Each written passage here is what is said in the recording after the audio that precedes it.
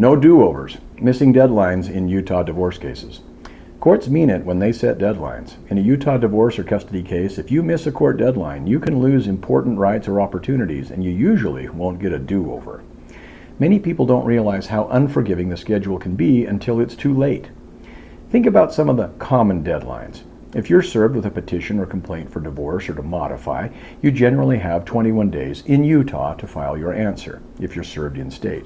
If you don't respond in time, the court can enter a default judgment against you, basically giving the other side whatever it asked for because you went silent. Early in the case, both parties must exchange financial information and what are known as initial disclosures as required by Utah's Rule 26.1. Usually within 14 days after the first answer is filed. If you blow that deadline, the judge can forbid you from using certain evidence later on, or even sanction you for holding up the case. There are cutoff dates for discovery. That's the period for gathering evidence during the case. Once the discovery deadline passes, you can't start taking depositions or demanding documents or asking more questions in discovery.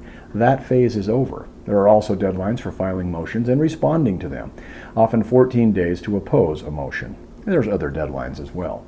Miss those windows and the judge might just grant the motion by default, since only one side's argument was known and thus considered. And don't forget about the 30-day deadline to appeal a final order. If you wait too long, your appeal will almost certainly be dismissed. The consequences of missing a deadline can be severe. You could lose the chance to present a claim or defense. Important evidence might be excluded because it wasn't disclosed on time. You might have to pay the other side's attorney's fees if your delay caused them extra work. In the worst case, you could lose the entire case. Judges aren't usually sympathetic to excuses like "I was busy" or "I didn't understand." Deadlines exist to keep the process fair to both sides, and if one side gets to ignore the rules, that hurts the other side, and then the whole system falls apart. So courts enforce these time limits strictly. If you absolutely need more time, you must ask the court before the deadline, and with very good reason. Even then, the judge might say no. Once a cutoff passes, it's usually game over for that issue. The best practice is to stay organized and be proactive.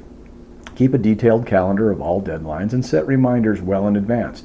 Start working on each task early and stick with it until you're done. Don't bank on last-minute scrambles. If you foresee a conflict with a due date, like an upcoming trip or a medical issue, let your lawyer and the court know as soon as possible. There might be ways to adjust if you address it early, but if you wait until the 11th hour, you likely won't get relief, or what relief you get may be cold comfort. Remember, in court, deadlines are not gentle suggestions. They are requirements. You won't get a do-over just because you missed the date or think you have a good excuse. To protect your rights, treat every deadline as sacred. Meet each one or properly request an extension in advance if absolutely necessary. By staying on top of the schedule, you keep your case on track. If you ignore deadlines, you risk losing rights, opportunities, or even your entire case with no remedy.